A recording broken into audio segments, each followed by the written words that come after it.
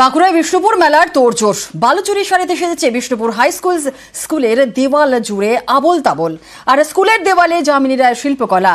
দিন রাত এক করে স্কুলের দেওয়ালে কারুকাজ।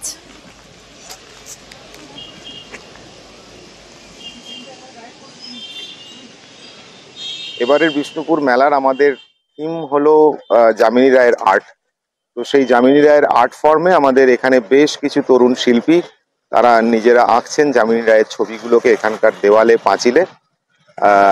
বালুচরী এখানকার একটা অন্যতম বড় শিল্প।